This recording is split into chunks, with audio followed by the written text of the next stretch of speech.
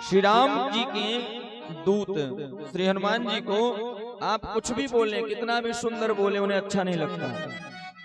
भले वो कुछ न बोले, लेकिन जब उन्हें आप ये बोलने दें कि जय हो रामदूत की, तो वो सबसे ज्यादा प्रसन्न होते हैं। कोई भी स्तुति आपसे न बने तो आप बस इतना बोल दीजिए कि हे रामदूत, हम आपके चरणों में प्रणाम करते हैं, निश्चित आपको आशीर्वाद देंगे हनुमान जी, क्योंकि उन्हें यह सुनने में बहुत ही आनंद मिलता है। देखो, कथाएं जो हैं कल्प कल्प में बदलती हैं। जैसे रामचरितमानस में एक प्रताप भानु का राजा रहता है, वो रावण बनता है एक कल्प में, और एक कल्प में शिव जी के दो गण थे, उनको नारद जी ने श्राप दिया, वो बने राक्षस रावण। एक कल्प में शिशुपाल और दंत वक्र ये बने जय विजय।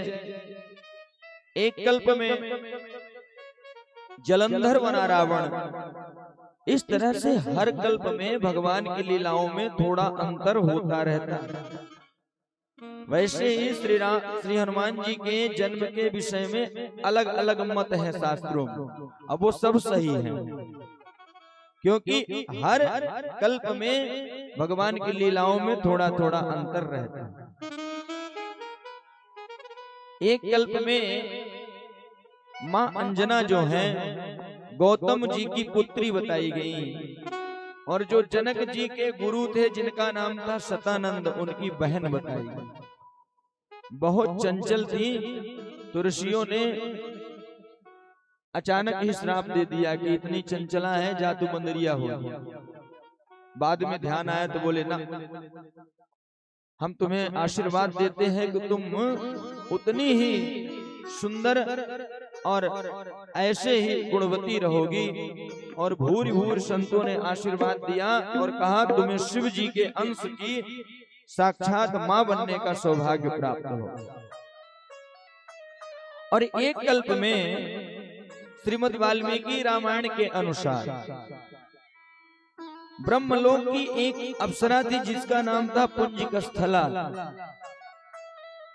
पुंजिकस्थला से थोड़ा सा कुछ अपराध हो गया, तो ब्रह्मा जी ने श्राप दे दिया कि जाओ तुम वानर योनि में जन्म लो।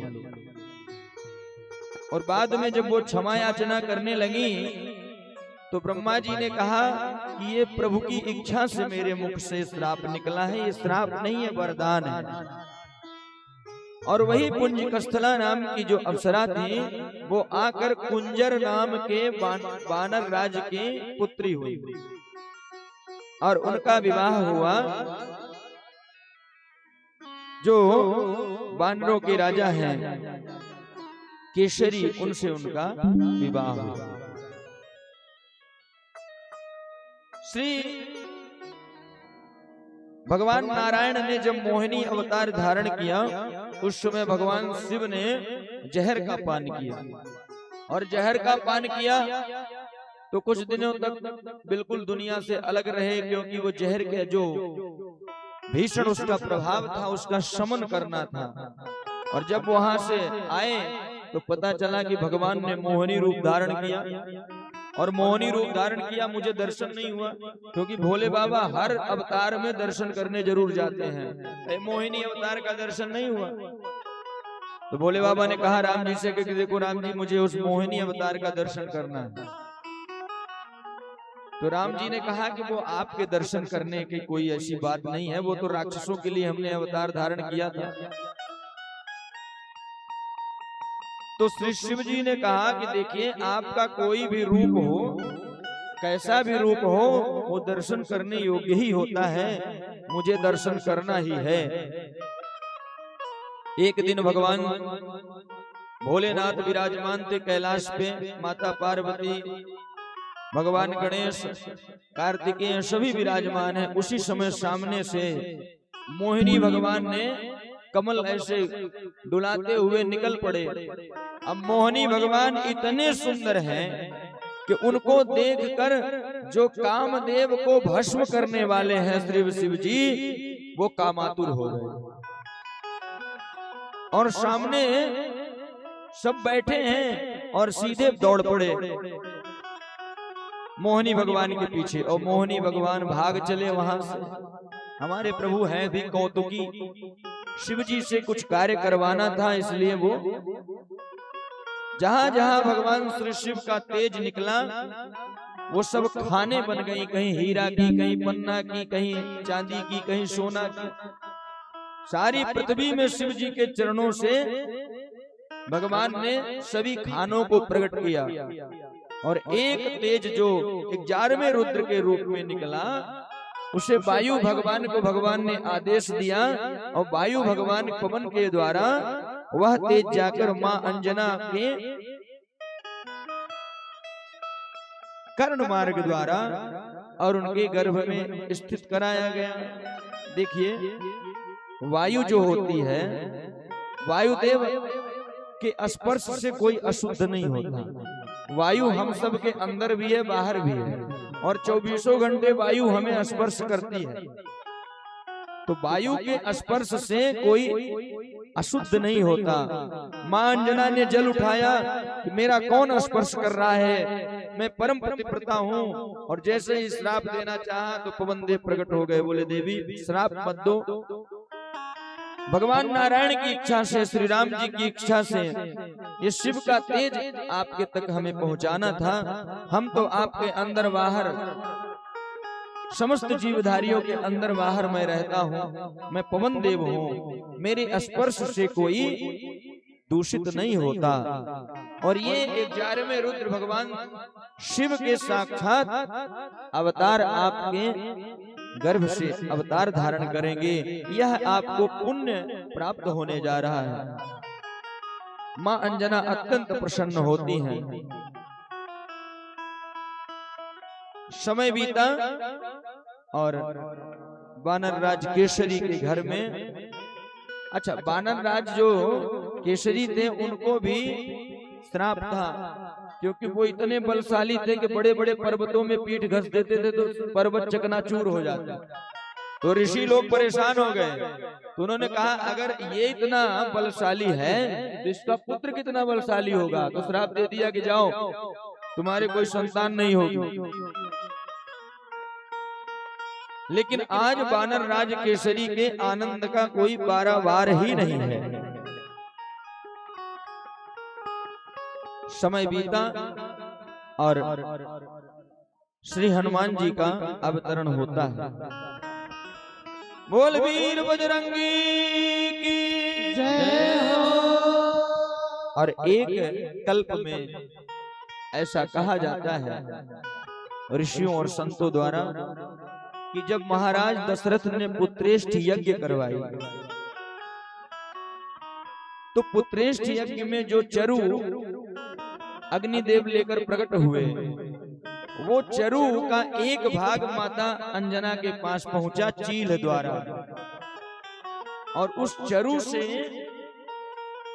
श्री हनुमान जी का प्राकट्य हुआ।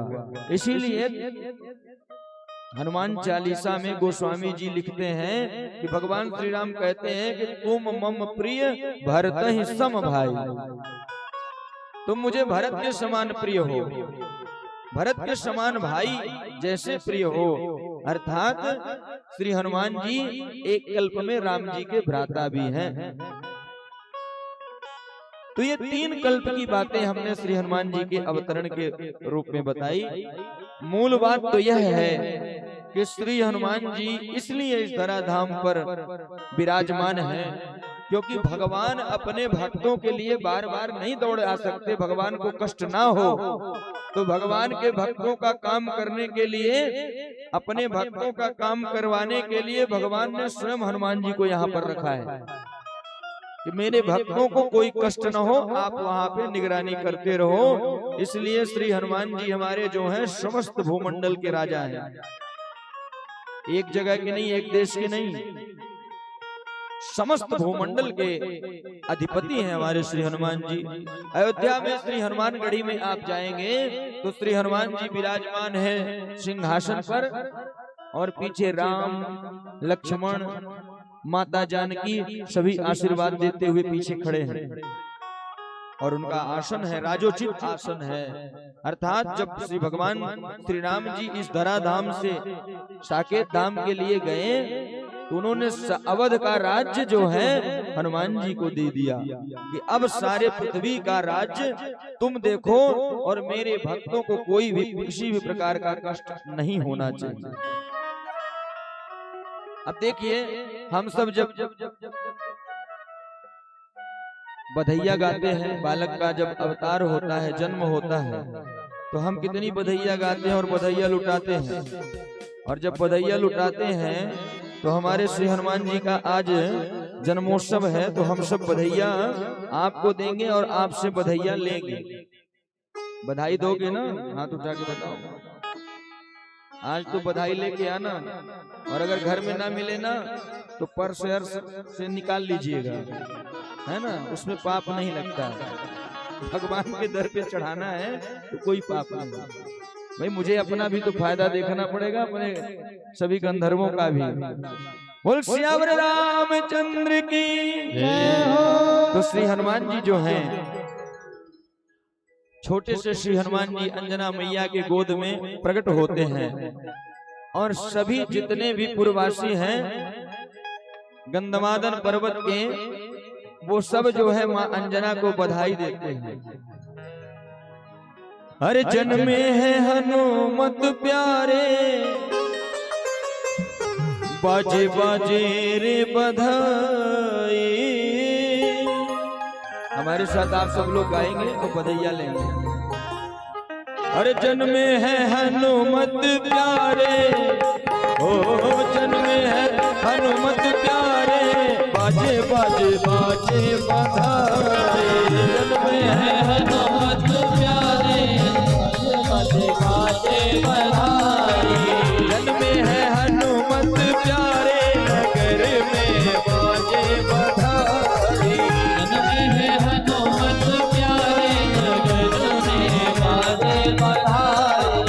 बाजे बधाई, बाजे बधाई, बाजे बधाई, बाजे बधाई, बाजे बधाई, पटती मिठाई, बाजे बधाई, पटती मिठाई। जन्मे है हनुमत प्यारे, नगर में बाजे बधाई। जन्मे है हनुमत प्यारे, नगर में बाजे बधाई। जन्मे है अंजनी दुलारे, नगर में बाजे बधाई। जन्मे है अंजनी दुलारे, नगर में बाजे बधाई।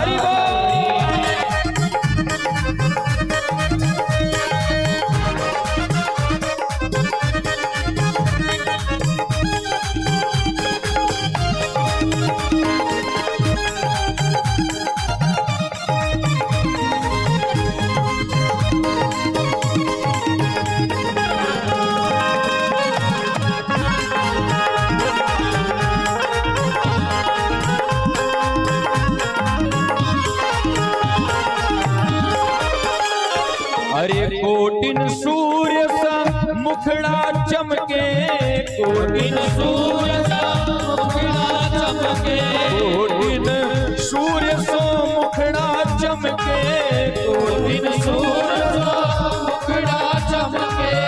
अंग अंग अति पल से दमके, अंग अंग अति पल से दमके। और चंचल है नैन मत बारे, नगर में बाजे बधाई। चंचल है मत बारे, नगर में बाजे बधाई। जन्मे है हनुमत प्यारे, नागदा में बाजे बधाई। जन्मे है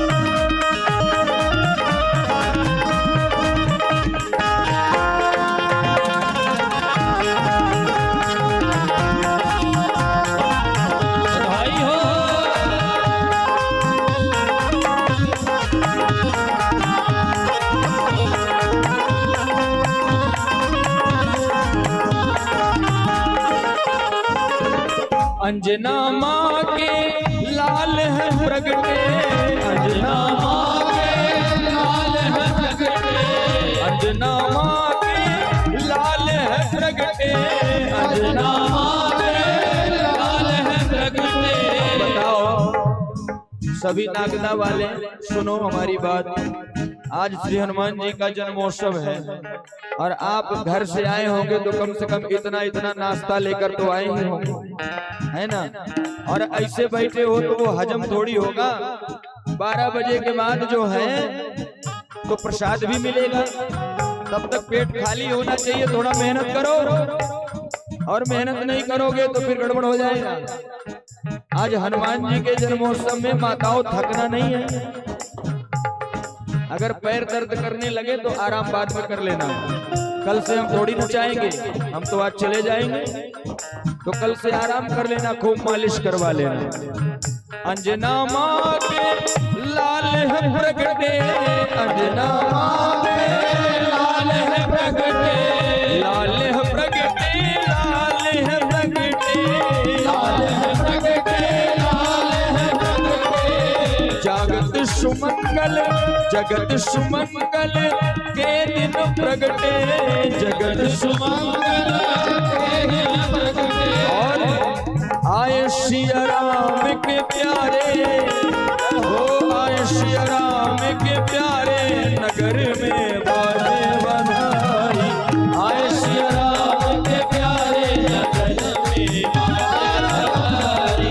जन्मे है हनुमत प्यारे, नगर में बाजे बधाई। हनुमत प्यारे, नगर में बाजे बधाई। आए सिया राम दुलारे, नगर में बाजे बधाई।